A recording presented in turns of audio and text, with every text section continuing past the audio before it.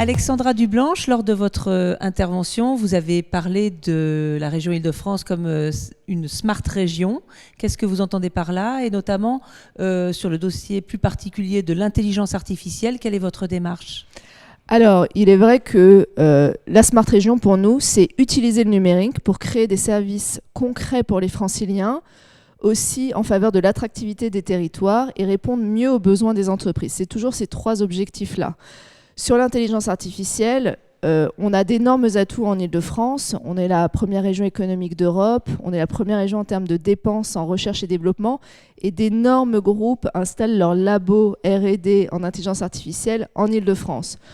La seule chose dont on se rend compte, c'est que les PME, les TPE, les ETI ont un peu plus de mal à se saisir de l'intelligence artificielle. Donc nous, collectivités publiques, on est là pour les aider. Alors j'ai parlé du PAC IA tout à l'heure dans mon intervention, qui est une mission de conseil pour accompagner les TPE, PME et les ETI, mais il y a aussi d'autres façons d'utiliser la data pour, dans le cas d'intelligence artificielle, pour créer, répondre à des questions concrètes pour les franciliens. Typiquement, nous avons clôturé un challenge intelligence artificielle sur la santé en septembre dernier, où on a posé la question de la récidive du cancer du sein.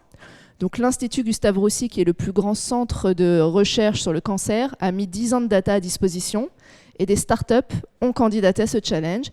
Une startup a remporté le challenge, Hawkin, 1,5 million, pour travailler sur cette problématique de la récidive du cancer du sein, sujet très important dans le quotidien de tous les Français, bien sûr, pour travailler là-dessus et trouver des solutions avec l'Institut Gustave Roussy. On est en train de faire la même chose sur l'industrie, avec Michelin et SNCF, cette fois-ci, qui vont mettre aussi de la data à disposition. Michelin sur la problématique de l'usure des pneus et SNCF sur l'affluence du trafic en gare. Et pareil, c'est en cours. Les startups sont en train de candidater pour pouvoir remporter 1 million d'euros et travailler avec ces deux grands groupes là-dessus. Donc, on utilise aussi cette data et l'intelligence artificielle pour répondre à des problématiques concrètes de notre quotidien. Donc le savoir-faire en intelligence artificielle fait partie des éléments d'attractivité du territoire.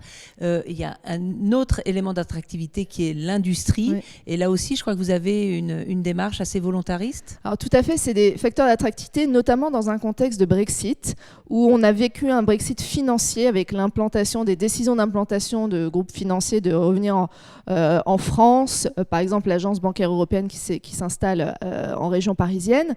Mais maintenant, on va passer dans une seconde phase qui est de Brexit de la R&D, Brexit de l'industrie. Et là, on a d'énormes atouts, ceux que j'ai cités tout à l'heure. Et donc, on veut encore davantage attirer des pépites de la R&D, de l'industrie sur le territoire. Et pour cela, ça veut dire aider aussi nos PME, nos ETI à se moderniser, à passer à l'industrie 4.0. Et donc, c'est ce qu'on fait aussi avec l'accompagnement Smart Industrie, avec un partenaire qui est le CETIM, le Centre d'Industrie Mécanique, qui va aider dans une mission de conseil, la même chose, des PME, des ETI à moderniser leur processus de production jusqu'à la phase vraiment POC, concept, et qu'on va en plus, et après peut-être financer sur d'autres aides régionales. Donc oui, ce sont des facteurs d'attractivité. On est une région industrielle, on veut le rester, mais il faut aider nos entreprises à passer au cap d'après. Dans vos grands projets de 2020, quel est le projet à suivre?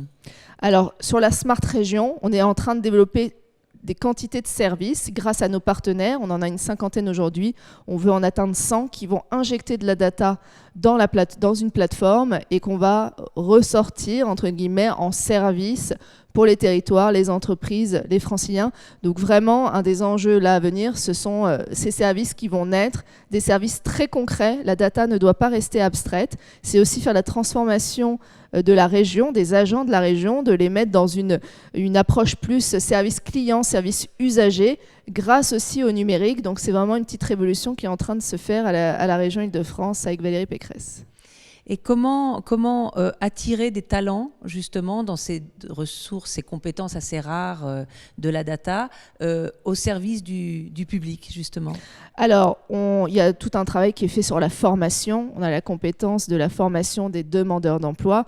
Donc, on travaille sur cet aspect, parce qu'on sait qu'il y a énormément de métiers en tension dans ces métiers-là. On a aussi des aides pour, par exemple, financer des PhD dans des entreprises, faire un meilleur lien entre recherche et entreprise, aussi des personnes venant de l'étranger. Donc, on veut aussi attirer des talents de l'étranger. Et donc, tout cela travaille ensemble de façon transversale pour créer le meilleur écosystème le plus attractif possible. Je vous remercie. Merci.